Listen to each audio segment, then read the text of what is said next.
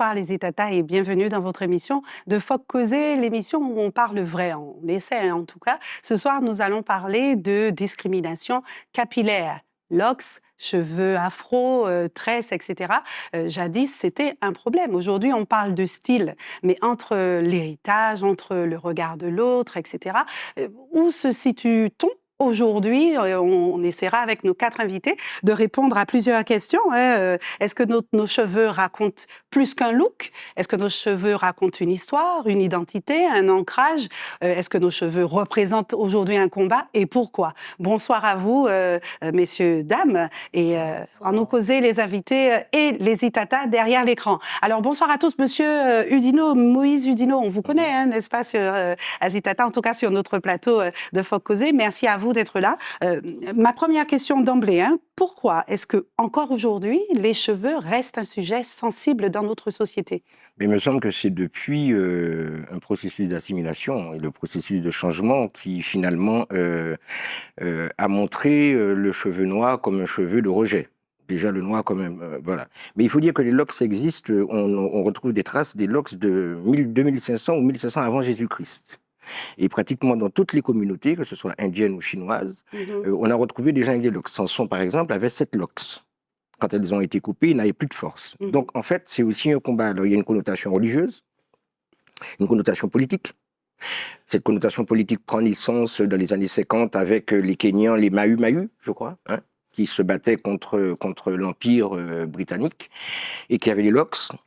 Bob Marley, dans les années 70 et 80, qui a quand même mis en valeur les locks et qui a montré, mais qui avait une valeur identitaire.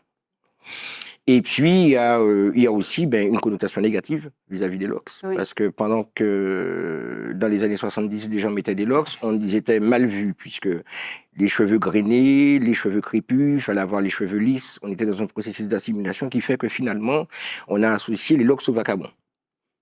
Voilà. Donc, et puis, la représentation sociale des gens qui pensent que quelqu'un qui a des locks, c'est une mauvaise personne. Alors que finalement, c'est pas du tout vrai. Et au contraire, il me semble que, étant fait de vibrations, nos cheveux demeurent les antennes qui nous mettent en relation avec l'univers. Super, très belle explication. J'aimerais juste revenir sur un petit point. Vous parliez de Bob Marley. Alors, la connotation identitaire, est-ce qu'il n'y a pas aussi une connotation très spirituelle, religieuse aussi, avec le rastafarisme? Oui, bien évidemment, parce que en fait, vous allez chez les Aztèques et on verra que ce sont les chamans qui souvent ont des locks, ou chez les Indiens qui portent des locks. Ce sont des personnes qui ont une mission spirituelle ou religieuse. D'accord. Donc il y a vraiment cette connotation, quand je parle de l'univers et de la mise en relation entre l'homme, ses cheveux et l'univers, il y a une partie de ça ça a à voir avec une partie de ça. Super, d'accord, merci beaucoup. On se tourne vers nos invités et le premier concerné en plus, hein, c'est monsieur Alan Melos. Bonsoir messieurs, vous êtes comme les précédents, vos collègues qui sont passés dans l'émission les 2 premières semaines avant cette émission et qui sont venus parler un petit peu aussi, entre autres, de leur actualité qui est ce concours de beauté, Mr Beauty. En quelques mots, monsieur Melos, vous pouvez nous en parler pour nos Itata qui se demanderaient pourquoi ces messieurs sont sharp, il manque plus que la couronne, non? Non, vous ne portez pas de couronne. Exact. Alors, dites-nous tout. Alors, bon, ça fait peut-être 3 ans que je renonçais à cette proposition. Et je me suis dit, cette année, pourquoi pas sortir de ma zone de confort et pourquoi pas montrer une trace de moi dans ce monde. Dans ce concours. Voilà, et de ce concours. Et dire que, voilà, quoi, il faut se lancer parfois et il y a plein de choses aussi, quoi. Super. Écoutez, merci. Ma question fera écho à ce que vient de dire monsieur Udino à l'instant. Est-ce que vous êtes concerné par la question identitaire ou encore religieuse? Vous portez des locks, de toute évidence, qui sont... vous avez votre place, en tout cas, Mr Beauty. Vous êtes bien, avec vos cheveux magnifiques. Maintenant, est-ce que vous les portez simplement pour une question de look ou est-ce qu'il y a quelque chose derrière de plus profond? Alors... je ne dirais pas que je suis un rebelle de la société, mais je dirais aussi que c'est un look, un style capillaire, et je ne comprends pas pourquoi en fait c'est un problème dans la société, quoi. Genre, dans la vie professionnelle, si par exemple on a fait la même formation, c'est pas censé déranger pour une coupe de cheveux. C'est tout à fait ridicule en fait. Vous trouvez ridicule les personnes qui portent un regard négatif, c'est différent? Différent pour une coupe de cheveux. On en parlera dans un instant. Vous nous direz si vous avez subi ou pas cette fameuse discrimination capillaire. Merci. À côté de vous, donc, il y a Monsieur Donovan Fleriag, vous êtes aussi, faites partie de la même promotion. Tout à fait. Voilà. Alors, en quelques mots, pourquoi Mr Beauty, Alan à côté de vous, a expliqué? Un petit peu comme mon collègue. Pour Oui. ma part, ça a été comme une sorte d'appel intérieur de me montrer, de concourir à ce concours. Et c'est également aussi une bonne chose, je pense que pour nous jeunes, mais même pour d'autres personnes, de se montrer au monde, de gagner confiance en soi, de travailler sur soi aussi également. Je pense que c'est une bonne chose aussi. Super. Alors, vous ne portez pas de locks, mais vous avez... C'est pas un afro non plus, monsieur Udine. Non, c'est les cheveux nappis. Nappis, c'est ça. Alors, ce choix, vous l'expliquez par quoi? Ce désir de laisser pousser les cheveux, il y a de la fierté, c'est une identité? Alors, en ce qui me concerne, je partage un petit peu l'avis de monsieur tout à l'heure. Je pense qu'avant tout, les cheveux, c'est plus que quelque chose d'esthétique. C'est quelque chose qui est très profond, très spirituel. C'est plus qu'une identité aussi également. C'est une histoire, une culture. Et je pense que pouvoir incarner ses propres cheveux de manière naturelle, je pense que c'est quelque chose d'essentiel pour l'acceptation de soi et son identité. Super.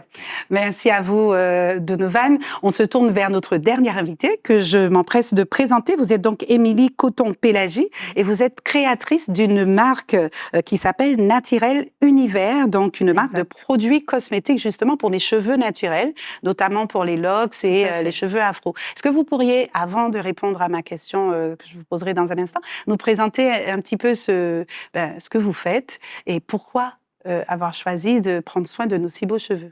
Alors, c'est parti vraiment d'une passion que j'avais depuis mon plus jeune âge, une passion pour tout ce qui était coiffure, cheveux, cosmétiques et plantes. Et c'était pour moi tout naturel, en fait, de pouvoir créer un projet, en fait, dans ce domaine-là. Donc, en sachant que je suis totalement autodidacte, donc j'ai aucun diplôme, ni en chimie, ni en cosmétique, en fait. Donc, j'ai vraiment tout appris sur le terrain. Et je suis vraiment intéressée particulièrement en fait au cactus qui justement répond à plusieurs problématiques du cheveu naturel, notamment la problématique du cheveu sec, la problématique des alopécies, des chutes de cheveux, des démangeaisons. Donc c'est vraiment une plante qui est multifonction et qui s'adapte en fait à tous les types de cheveux et que j'utilisais moi déjà de manière personnelle. Donc c'était vraiment pour moi, c'est une mission en fait. Je ne saurais comment l'expliquer parce que c'était vraiment quelque chose que j'avais dans le cœur depuis des années et je suis une passionnée vraiment en fait du cheveu. Et c'était pour moi tout naturel de pouvoir créer ma marque qui existe maintenant depuis 10 ans. C'est ça. Et bon, c'est avec fierté qu'effectivement, ça a pu résoudre pas mal de problèmes capillaires aujourd'hui, que ce soit en Martinique ou ailleurs. Et ça permet aussi de réconcilier la clientèle aussi avec leurs cheveux. Ça a permis quand même un bon nombre de femmes que j'ai en tant que cliente de sortir par exemple de la phase défrisage, wave, pour aller vers la phase naturelle. Parce que leur problématique numéro 1, c'était de comment je vais faire pour gérer mes cheveux. Je veux bien retourner au naturel, mais je ne sais pas comment me coiffer, je ne sais pas quels produits mettre, je ne sais pas comment les soigner. Donc, en plus de proposer des produits, je suis vraiment dans la partie aussi pédagogique avec ma clientèle, que ce soit pour les hommes comme pour les femmes d'ailleurs, puisque j'ai aussi pas mal de clients hommes aussi dans ma clientèle. Et puisque en fait, il y a vraiment un grand besoin en termes d'accompagnement, de pédagogie, comment vous dire ça, d'entrer vraiment plus en profondeur dans la routine capillaire, en fait. Maintenant, la population ne s'intéresse plus à acheter des produits pour acheter des produits. On a besoin de plus que ça. On a besoin de conseils, en fait, derrière. Et donc, étant une passionnée, donc, je m'y attelle maintenant depuis plus de 10 ans dans ce domaine-là. Félicitations. Merci. Alors, ma question est la suivante. Pourquoi, selon vous, encore aujourd'hui, notre cheveu est aussi mal compris, maltraité, encore en 2026 ? Je pense que malgré le fait qu'on soit, entre guillemets, dans le boom du naturel, je pense que c'est une façade, puisque en réalité, effectivement, moi je vois au niveau de mes clientes, il y en a beaucoup qui ont encore un gros complexe. Des fois, ça peut être lié à des remarques au niveau familial. Ça peut être dû à ça aussi. Ou il peut y avoir aussi des comparaisons de types de cheveux dans une même famille. Donc ça aussi, ça crée un malaise. Ça peut être aussi au niveau de leur travail aussi. Ça peut être aussi un bémol pour elles. Et je pense que c'est dû aussi aux représentations peut-être que l'on a on voit pas tant que ça en réalité de personnes avec des cheveux naturels. Je sais C'est pas. vrai, vous pensez que la mode nappy, ça y est, elle est passée, la page est tournée? Je pense que, je dirais pas qu'elle est tournée, mais par exemple, vous avez le phénomène des boucles. Voici un exemple. Il y a beaucoup de personnes qui ont les cheveux crépus et qui me demandent, par exemple, est-ce que mes produits bouclent les cheveux? Je leur dis non. Moi, ma mission numéro 1, c'est de soigner les cheveux. Ce n'est pas de dénaturer le cheveu. Si vous avez un type de cheveux qui ondulent lorsqu'ils sont mouillés, mes produits vont définir davantage la boucle. Mais ce n'est pas, comment vous dire, ma mission numéro 1. Donc, il y a aussi une obsession de faire boucler ses cheveux qui ne bouclent pas, en fait. Vous voyez ce que je veux dire? Donc, c'est ce que M. Udino disait tout à l'heure, Voilà. cette assimilation. Mais il faudrait aussi revenir sur ce que ça veut dire, dreadlocks. Avec plaisir, allez-y. Les boucles de la terreur. Vous voyez? Donc ça renvoie beaucoup à la rébellion, ça renvoie beaucoup à une affirmation de soi. Hein. Donc il y avait aussi des guerriers qui portaient ces cheveux-là. Et donc voilà. Donc déjà, dreadlocks, c'est ça. Ce sont les boucles de la terreur. Ce qu'on ne sait pas forcément toujours. Voilà. Donc ça donne une dimension, une connotation déjà sur la question de l'identité, la question de qui je suis. Et je crois que porter les locks, c'est aussi une certaine affirmation de soi, c'est aussi une volonté de ne pas les avoir. J'en ai coupé. Alors, c'était ma prochaine question, Monsieur Udino. Nositata, vous vous souvenez, quand Monsieur Udino venait, vous aviez encore des locks, il n'y a pas si longtemps, vous les avez coupés? Oui, je les ai coupés. Alors, on sera un peu curieux, allez. Est-ce que c'était la question qui nous préoccupe? Vous avez subi de la discrimination capillaire ou simplement? Pas du monde, et puis même si je pouvais en subir, vous savez, voilà. C'est vraiment une question de temps. Et puis, ça demande du temps? Oui, ça demande du temps, ça demande du soin, ça demande de la précaution. En plus, j'avais des trucs qui étaient tout petits, qui se faisaient naturellement.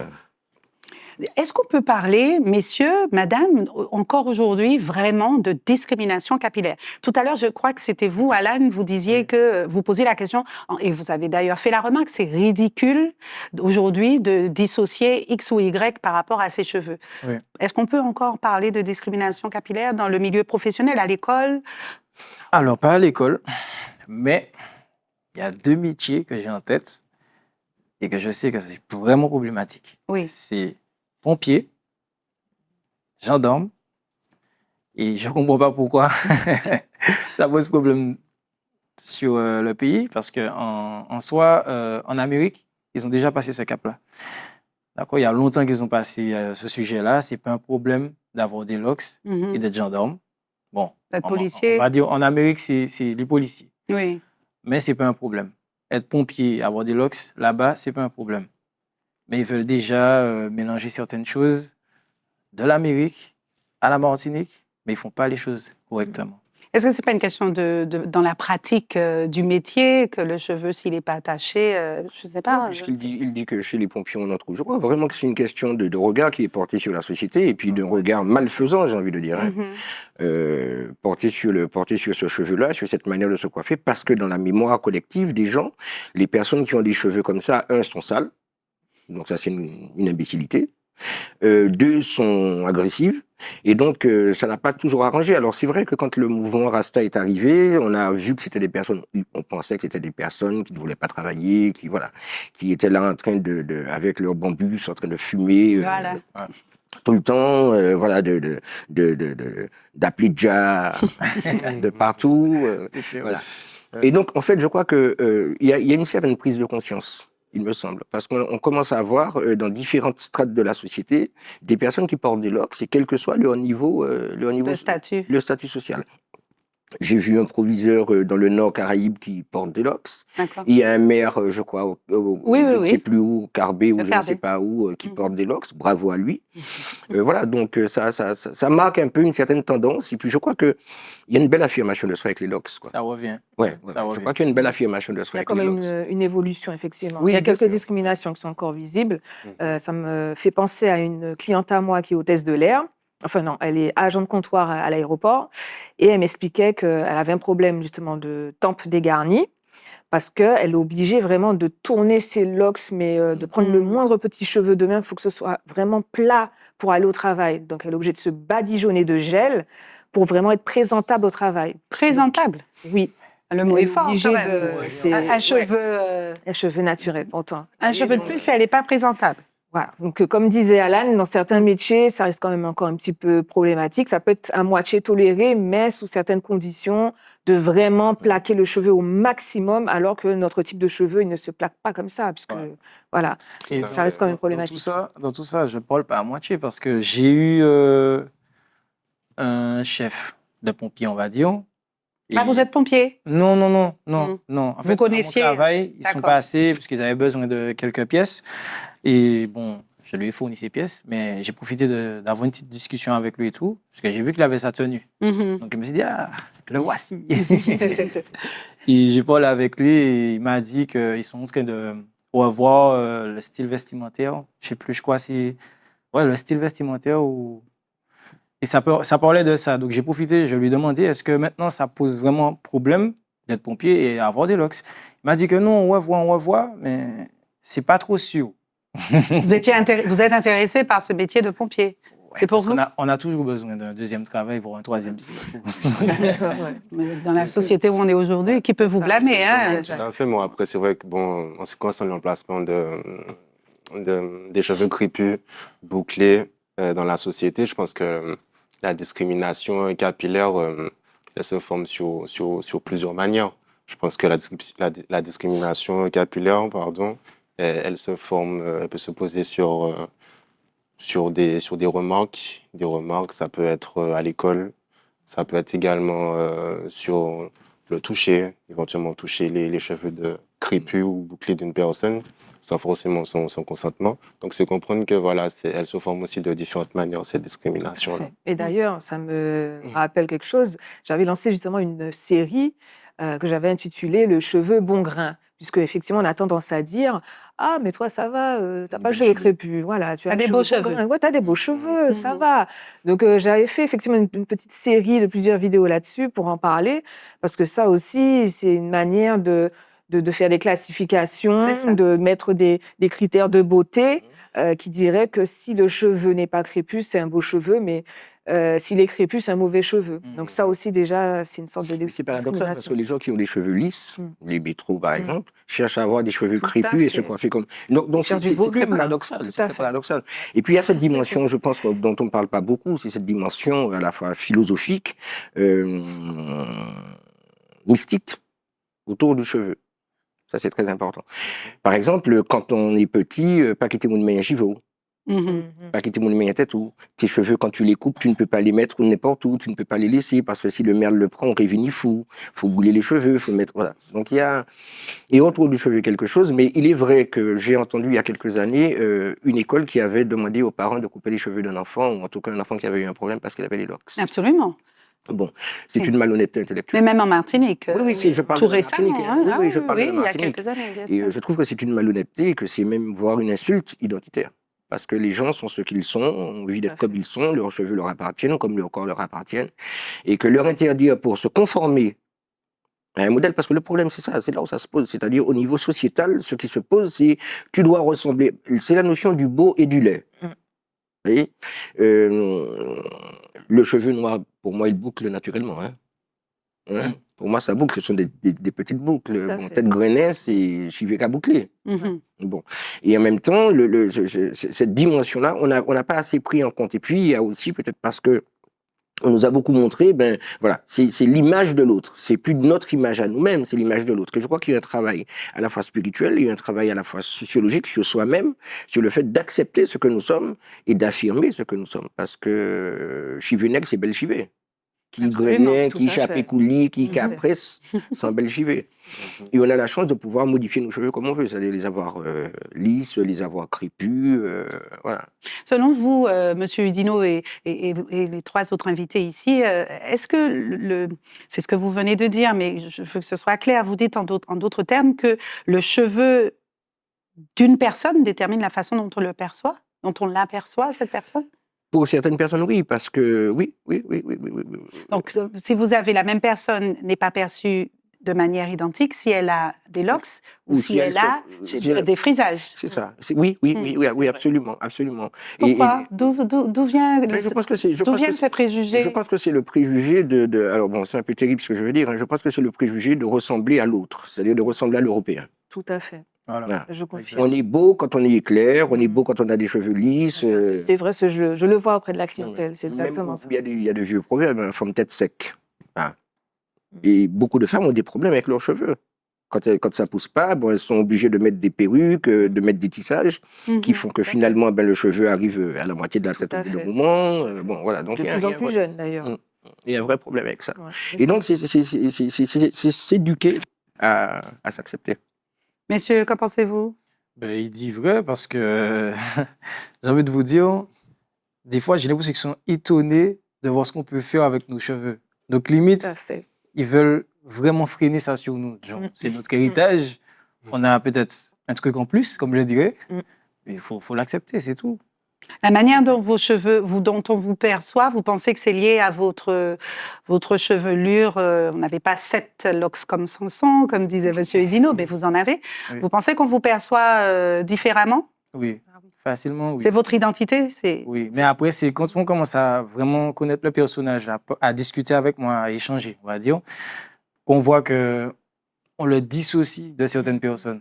Ouais, Parce faut que creuser. Voilà, parce que sinon, à première vue, vous pensez fait. tout de suite que il est Un mauvais voyou, pour la société, un voilà. voyou, un Tout délinquant. à fait. Et en même temps, il y a quand même cette dimension d'attirance de beaucoup de personnes pour des gens qui ont des locks. Quand même. Ouais. Ah ouais? Bah oui, bah oui. C'est la tendance. Et l'attirance, elle est due à quoi? Ben, je pense au côté, je ne sais pas. Ça Glamour, fantasme. ça devient glamour, c'est un Fantasme. fantasme. Oui, c'est fantasmagorique. Oui. C'est le fantasme, c'est le C'est fait vrai. d'une sexualité abondante, c'est d'une virilité, de personnes roots, voilà. Donc, à fait. il y a quand même cette dimension derrière qu'il ne faut pas cacher. Il y a beaucoup de personnes qui en profitent parce que justement, beaucoup de femmes ont rencontré, notamment des personnes qui viennent d'ailleurs, avec un rasta, parce que ci, parce que ça, voilà. Donc, il y a quand même cette dimension de séduction Ah oui. avec les locks. Il y a beaucoup de femmes qui disent s'il n'a pas des locks, je ne veux pas. Ou... Ouais. Ah ouais. Ouais, ça devient un critère pour certaines. Ouais. Ah, d'accord. Ok, bon, bah, écoutez, chacun son C'est vous, hein. ses Les goûts, les couleurs. Oui, N'hésitez alors pas. justement, vous qui n'avez pas de locks, Donovan, est-ce que vous avez déjà eu, mais vous n'avez pas de locks, mais vous avez quand même une belle, ils sont volumineux, ils sont beaux vos cheveux. Est-ce que on vous a déjà dit, mais ils sont pas assez coupés, pourquoi tu les coupes pas un peu plus, ils sont pas coiffés, parce que c'est vrai que vous avez, c'est la nouvelle mode avec les petites pointes. C'est ça, tout à fait. Hein. J'ai eu l'occasion quand même d'avoir un certain afro aussi éventuellement, et c'est vrai que voilà, on a souvent tendance à dire que voilà, les cheveux en afro ne sont pas forcément très pro, très soignés, alors que je pense que ça, c'est quelque chose qu'il faut incarner, et que ce sont des choses qui nous appartiennent directement. Absolument, oui. Tout à fait. Donc je pense pas que il y ait forcément des discriminations qui soient vraiment aptes à ça. Vous avez déjà eu à adapter votre chevelure en fonction de l'endroit où vous allez? Par exemple, vous venez en télé aujourd'hui, vous êtes dans l'émission, vous nous avez fait les belles petites pointes là, on l'a déjà dit plusieurs fois, c'est joli. Mais si jamais vous décidez, vous allez quelque part, vous pensez que ça passera un peu moins, ça fait... Est-ce qu'on vous a déjà dit que ça fait désordre, donc l'afro est plus net, vous comprenez la question? Oui, Est-ce que tout vous à avez fait. eu à Maintenant, vous adapter? C'est clair que bon, les pointes que j'ai actuellement là, je pense que ça fait plus partie de certains styles. Maintenant, comme je l'ai dit tout à l'heure, Vous iriez n'importe où comme ça? je pense que oui. D'accord. Comme je l'ai dit au début, les cheveux afro, c'est quelque chose qu'on incarne, qui nous appartiennent, très honnêtement, que ce soit loxé, que ce soit en twist, que ce soit avec des tresses. Je pense qu'il n'y a pas vraiment de débat là-dessus, et c'est une réelle identité capillaire.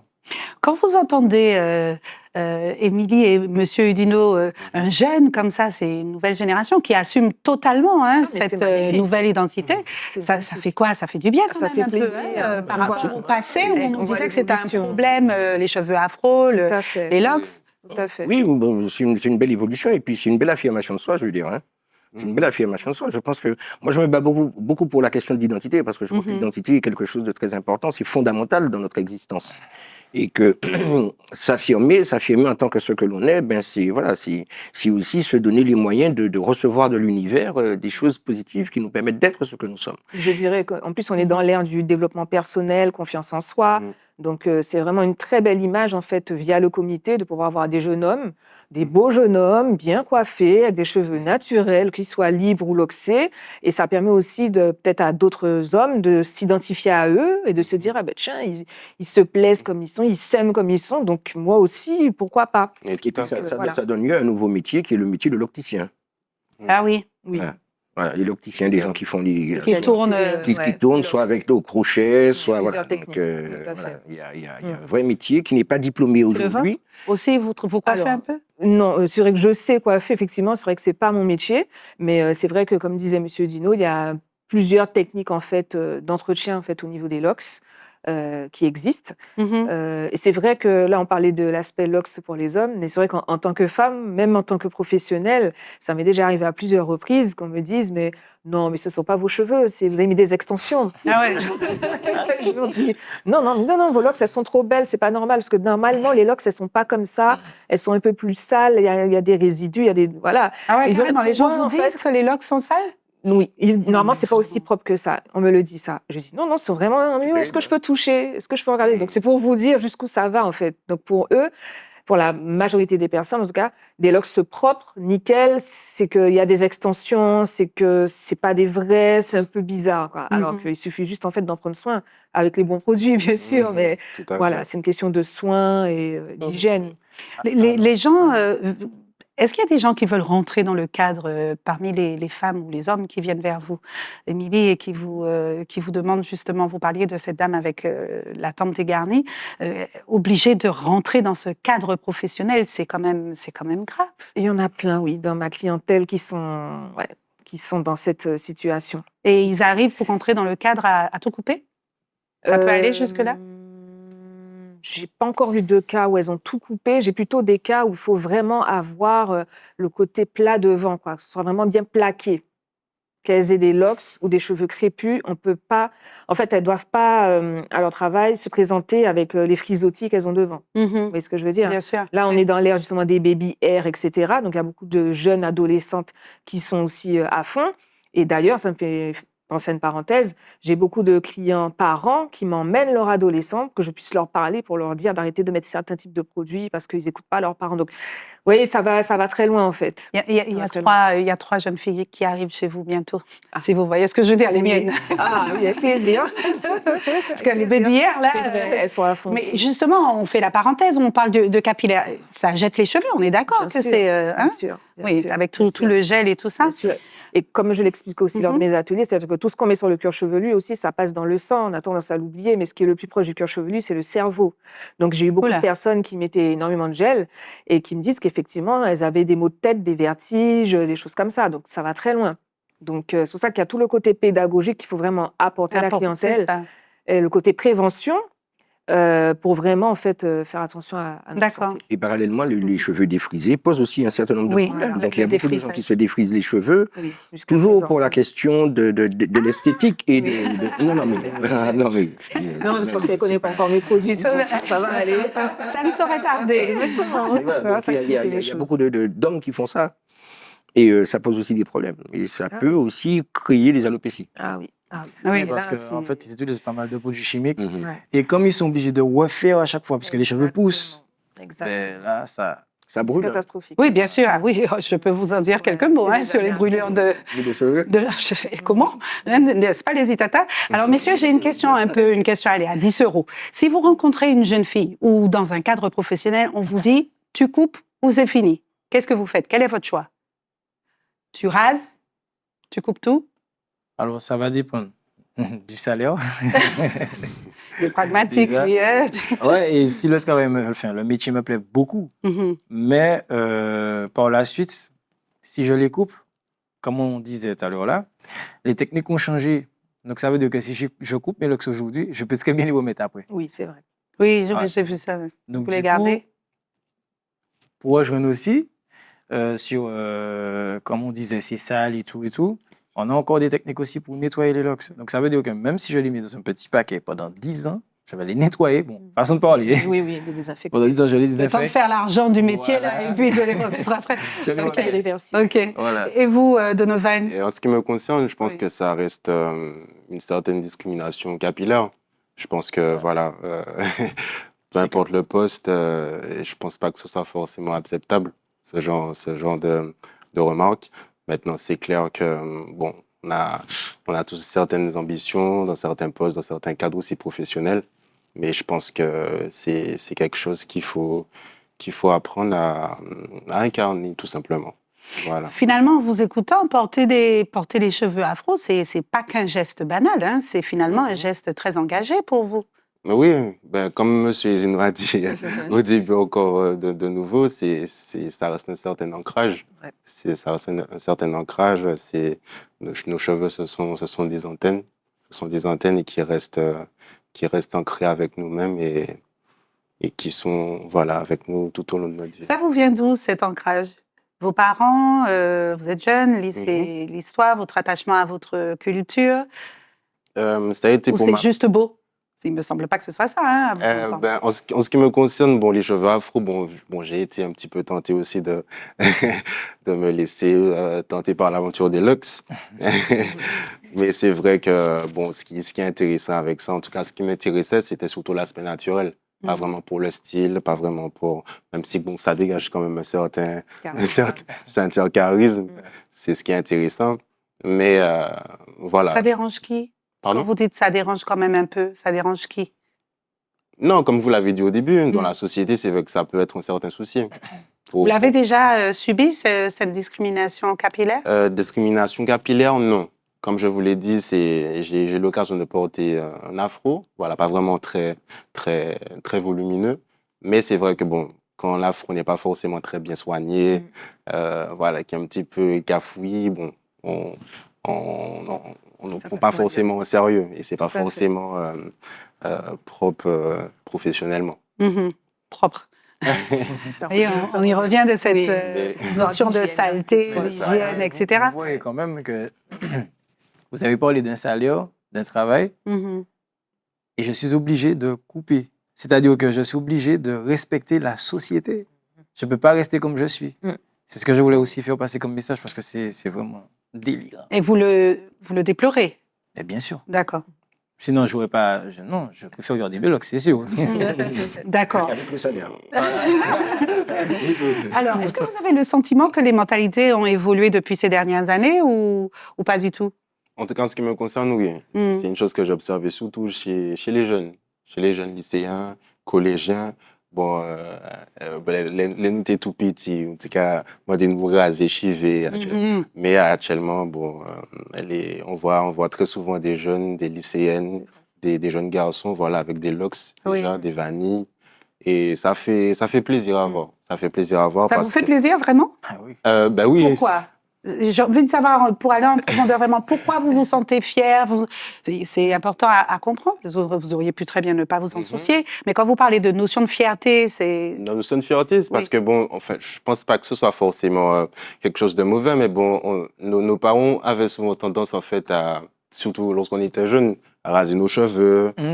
Alors, ben, au lieu d'apprendre à les incarner, en fait, Ils étaient grattés. Exactement. Donc voilà, à chaque fois que les cheveux poussaient, les parents disaient de couper, et de voir justement cette évolution-là, de voir des jeunes, des lycéennes vraiment incarner leurs cheveux naturels, c'est intéressant. Et pourtant, chez nous, Monsieur Udino, je me tourne vers vous, le sociologue, sur notre plateau, on a chez nous longtemps nos petits garçons quand ils naissent. Les mamans qui gardent... Parce que ma belle-mère, mon mari ne sera pas trop content peut-être si je dis ça, mais c'est une réalité, m'a montré des photos des nattes de son fils, donc mon époux. Je ne sais plus à quel âge elle les a coupées. Il avait de très belles nattes très longues. Avant, il y avait ça. Eh ben, pourquoi Dans ma ça famille plus aussi. maintenant, ça n'existe Je vous dis, c'est le changement de paradigme dans lequel nous sommes rentrés. C'est-à-dire que l'assimilation, le processus d'assimilation, c'est perdre ce que l'on est pour ressembler à l'autre. Oui. C'est-à-dire que la peau sauvée, c'est aussi cette image. On ne fait plus ça. Quoi donc? Les mamans avec qui gardaient les cheveux des garçons. Quand vous parliez tout à l'heure des jeunes qui ont des cheveux des locks ou autres, ça veut dire que les parents aussi évoluent. Ils ont évolué, donc ils considèrent le cheveu autrement aujourd'hui. Et voilà, donc, vous savez, c'est marrant parce que quand vous voyez des gens avec des locks et que vous entendez quelqu'un s'exprimer, vous dites « Ah tiens, Michel, les locks, mais ça valait bien. C'est vrai. Il a un bel comportement. » Et voilà. Ouais. Donc, il y a toujours cette espèce de clivage entre locks et vagabond. Voilà. Donc, il y a cette dimension-là dont on doit tenir compte. Et puis l'éducation. L'éducation de nos cheveux, l'éducation de notre peau, l'éducation de notre corps, notre corporalité, qui est très importante dans notre identité. Parlons un peu de genre. Vous qui êtes une femme, j'allais y venir du moins, vous êtes une femme, vous portez des locks, en face de vous, vous avez Alan qui en porte.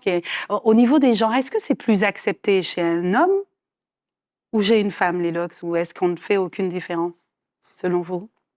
Je dirais que de nos jours, en ce moment, c'est plus accepté au niveau des femmes, parce qu'il y a beaucoup de femmes, comme on disait tout à l'heure, qui ont des critères de beauté, hommes musclés, loxés, ça représente, je sais pas, peut-être une notion de royauté derrière, je sais pas, de charisme.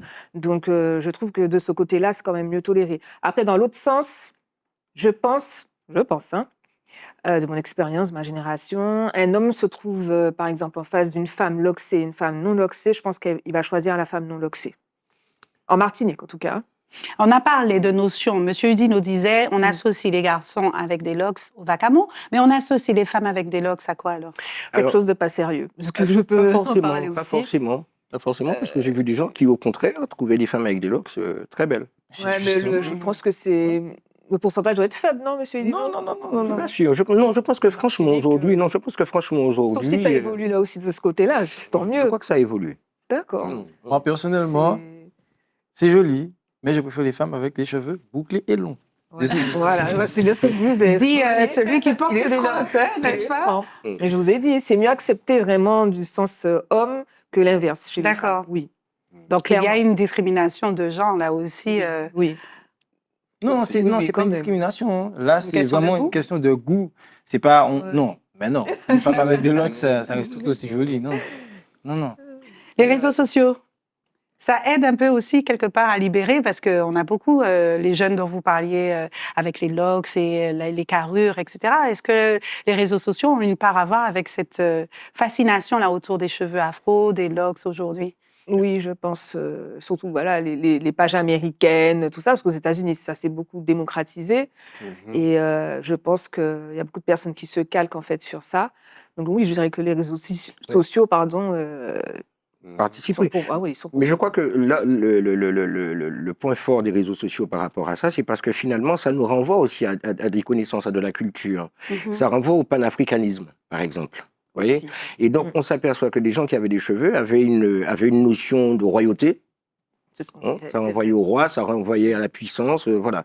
Et donc, les réseaux sociaux servent en même temps cette dynamique-là et permettent à des gens de se trouver jolis.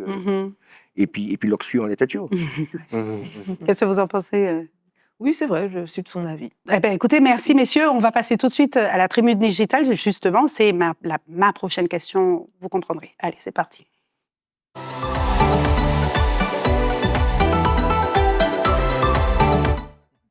Alors, la tribune digitale, vous l'aurez compris, bonne ambiance sur le plateau. La tribune digitale est une question toute simple. Pourquoi est-ce une lutte quotidienne pour être acceptée alors que je porte des locks?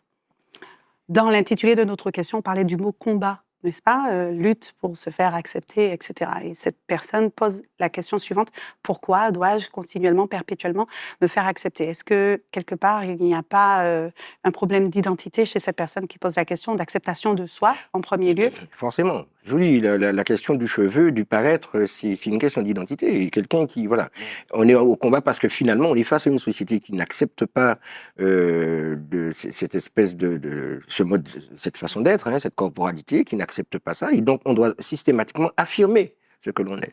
Et donc, dans ce sens, c'est un combat, oui, c'est un combat. Mais porter des locks, c'est aussi être un guerrier, c'est aussi être un rebelle, c'est aussi être, voilà. Il y a cette notion de rébellion, il y a cette question d'affirmation de soi, et puis d'acceptation de soi, et puis de dire zut aux autres. Oui, gentiment dit. Qu'en pensez-vous, Émilie? Je dirais que oui, c'est vrai qu'on a une sensation des fois qu'on est obligé de prouver davantage prouver davantage. Mais une fois qu'effectivement qu'on se connaît, qu'on a des assises fortes, au contraire, on les porte avec fierté, on s'impose encore plus, on ose encore plus en fait. Donc voilà. D'accord. Alan, avez-vous l'impression d'être dans un combat perpétuel comme cette personne et d'avoir toujours besoin de vous prouver que vous êtes vous aussi en dehors de ce qualificatif de rebelle, hein, que vous êtes aussi quelqu'un d'intelligent, etc. Vous n'êtes pas un vagabond en fait. Alors, comme je disais au début, le seul problème, c'est que je suis obligé de compenser après. Pourquoi? Parce que à première vue, on pense toujours que c'est un délinquant, c'est un voyou. Lui, il a fait des trucs bizarres. Et c'est quand je commence à parler, je commence à dialoguer avec la personne, échanger et tout. Et bon, on va dire, la personne change de vision à mon sujet. Elle se dit non, dans sa tête, en fait, c'est pas pareil. C'est pas la même personne. Certes, il a dit Lox, mais c'est quelqu'un d'autre. Alors que je suis moi. Oui. Vous savez aussi du fait que des mecs qui ont porté des locks ont fait des bêtises, ont fait des conneries. Beaucoup ont fait des conneries. Voilà, donc ça n'a pas arrangé les choses. Vous voyez, donc il y a ça. Et puis ça a été beaucoup associé au fait du rastafarisme, au fait de fumer des bambus, etc., etc. Mais oui, il y a aussi ça. C'est-à-dire qu'on ne peut pas simplement dire ça. Il y a des personnes, parce que dans la représentation sociale et que dans le construit social, la manière dont les personnes se sont comportées ne se sont pas toujours bien comportées. Et donc voilà, donc ça, je pense que ça a abîmé un petit peu cette chose. Mais voilà, c'est l'inverse qui est en train de se produire aujourd'hui. Je crois qu'il y a des parents qui sont davantage dans leur Ce que j'ai envie, affirmation. ce que j'ai envie de dire aujourd'hui, c'est que maintenant, pour être un voyou ou un délinquant, j'en connais beaucoup qui coupent leurs cheveux pour passer inaperçus. Et ils font le plus de bordel. C'est ça. Le plus de bêtises. Des vagabonds qui Coupent leurs cheveux, gentils garçons. oui. Et là, ils Propres passent sur eux. comme ça. Ah, On s'en d'accord. doute pas. En général, c'est les pires. Que pensez-vous? En ce qui me concerne, je ne suis pas forcément concerné par ce cas-là, mais je pense qu'indirectement, je pense que cet affrontement et cette confiance en soi par rapport à ce sujet-là, il commence surtout dès le plus jeune âge. Dès le plus jeune âge, je pense que ce soit à la télé, dans certaines émissions pour les enfants. Pour les enfants, on n'a pas forcément été habitué à voir des personnages avec des locks, avec des pères ou bien des mères de famille avec des vanilles, des locks. Et je pense que ce genre de choses-là a perduré dans le temps et je pense, qu'à l'heure actuelle, on a du mal un petit peu à combattre ça. Je pense que ça commence déjà le plus jeune âge. Associer l'image de soi à ce qu'on voit à la télé, sur les écrans, ça a toujours été, dans notre société en tout cas, un problème. Hein. Nous connaissons les expériences de poupées noires avec les enfants, les petites, etc. Mais c'est la question de la représentation sociale, c'est la question de l'éducation, c'est la question de l'estime de soi, de comment on se regarde. Voilà, et, je crois qu'on a un vrai travail à faire autour de ça, une vraie prise de conscience, et je pense que le fait de garder ses cheveux naturels, qu'ils soient coupés ou qu'ils soient en locks ou qu'ils soient autrement, permet de dire ce que l'on est, et permet encore une fois de travailler sur sa propre identité et sur son ancrage, hein, si on doit parler de ça, parce que ce soit nos pieds ou nos cheveux, nous sommes ancrés, donc il ne faut pas qu'on oublie ça. Et puis voilà, donc je crois que c'est une manière c'est une forme de rébellion, hein. C'est une forme de dissidence sociale, j'ai envie de dire, ouais, par rapport à la notion du beau et du laid dans ce que l'on met. Là, on peut arriver à l'histoire de l'art, hein, si on parle du beau et du laid. Jésus-Christ avait fort probablement des locks. Hein, si on va dans ce monde-là, ici, voilà. Donc, et on voit que 2500 ans avant, voilà, et ce sont des choses, il nous manque quelque part, pour certaines personnes, un manque de connaissance générale. D'accord ? Il nous manque de la connaissance générale, c'est grave de dire ça, mais c'est la vérité. C'est-à-dire que, voilà, il y a des gens qui ne savent pas. Combien de gens savent que 2500 ans, ou 1500 ans avant Jésus-Christ, il y avait des locks. Qui sait qui s'est vraiment penché sur les communautés qui ont eu des locks, etc., à part les personnes qui y travaillent. Donc, il y a cette notion-là, et puis cette affirmation de soi. Et je crois, encore une fois, que si vous avez une locks, gardez locks sur les êtres les plus vifs corps. Et d'autre part, il y en a un qui a réussi à contourner un peu tout ça, c'est Kalash. D'accord, on est d'accord, on l'accepte dans la société. Il est ce qu'il a avec ses locks, on l'a accepté. Mais Bob Marley a fait le travail bien avant. Oui. Yannick Noah a eu des locks. Whoopi Goldberg a eu des locks, etc., etc. Oui. Donc, il y a toute cette notion-là. Mais je crois que c'est par rapport, si on parle de la télévision, c'est ce mécanisme que ce média véhicule dans la formation de la pensée et de la construction sociétale. Et donc, il manque, à mon sens, de lieux, d'espaces où, en fait, ça soit naturel, quoi. Qu'on ait des LOCS, que ça ne soit pas un problème. Et je pense qu'au fur et à mesure, plus c'est montré de manière améliorative, c'est-à-dire de manière positive, plus ça sera accepté. Ouais, tout à fait. Voilà. Et je crois que c'est un travail que ce soit les médias, que nous-mêmes, dans notre éducation, et chez les parents, qu'il y a à faire autour de ça. Songeons à Samson et Dalila, Samson avec cette lox qui avait la puissance, mais aussi des hommes qui avaient aussi beaucoup de puissance. Voilà, donc c'est quand même quelque chose d'important. Et c'est ce combat contre cette européanisation de la société. Alors j'ai mis ça sur ce terrain-là. Et notre négritude absolument affirmée. Super. Qu'en pensez-vous, Émilie? Oui, je rejoins effectivement M. Duno. En fait, il y a un gros travail de fond à faire. C'est pour ça, comme je le disais tout à l'heure en début d'émission, que la partie pédagogique, sensibilisation, prévention, elle est vraiment très importante. Et je dirais même que, justement, les personnes qui sont dans le monde des cosmétiques ont aussi leur part à jouer dedans, notamment dans tout ce qui est publicitaire, des personnes qui représentent peut-être certaines marques, peut-être montrer encore plus de personnes foncées de peau, avec les cheveux crépus. Donc, chaque personne, je pense, a sa responsabilité pour vraiment conscientiser tout le monde. Voilà. Alors, tout à l'heure, Monsieur Udino, vous parliez de l'école récemment où il y avait eu des échanges assez entre parents et enseignants. Et je me souviens, en effet, il y a de cela 2-3 ans, dans un fameux établissement de notre île, où il y a eu pardonnez-moi, un jeune homme dont on avait refusé l'accès à l'établissement par rapport à son afro. Il était venu avec un afro ce jour-là et ça avait fait bien du bruit. Est-ce que vous pensez que l'école aussi, Donovan, vous l'avez dit aussi avec vos mots, on va aller dans cette direction pour la dernière partie de l'émission. L'école, quel est le rôle de l'école ici? Je dirais la tolérance. Et encore, je dirais la tolérance, c'est un mot fort parce qu'on n'est quand même pas dans un pays étranger, on est en Martinique. Donc, le métissage fait qu'on a plusieurs textures de cheveux, donc ça ne devrait même pas être un problème. Mais bon, comme ça l'est visiblement, donc je pense qu'il y a quand même un gros travail pédagogique aussi à faire au niveau de l'école. Et pourtant, l'école a participé à cette pression en refusant, cette pression sociale, en refusant l'accès à ce jeune homme. Et j'ai envie de vous dire, quand vous parlez d'école, ça m'a fait penser récemment aussi. Bien sûr, parce qu'ils veulent vraiment qu'on ressemble à la société. Donc, quand on est maroussoin, parce que j'ai été au SMA... Avec les LOCS? Non, justement, c'est pas accepté. Maintenant, c'est pas accepté. Donc, du coup, tu es obligé de gratter ta tête à nouveau pour recommencer à zéro. Alors, est-ce que là, c'est dommage qu'on n'ait pas un gendarme ou encore quelqu'un de l'armée pour poser la question. Les Itata en commentaire, n'hésitez pas sur YouTube ou ailleurs quand vous suivrez cette émission à nous dire ces métiers dont vous parlez, gendarmes, militaires, pompiers, etc. Je pense qu'au-delà de l'esthétique, il y a d'autres raisons qui sont d'ordre peut-être plus pratique. Non, c'est comme le cuisinier. Alors, les cuisiniers, on leur demande d'avoir une toge pour protéger les cheveux. Et si on ne peut pas avoir une toge en tant que pompier, est-ce que le casque rentre? Pardon, pardonnez-moi, c'est juste une question.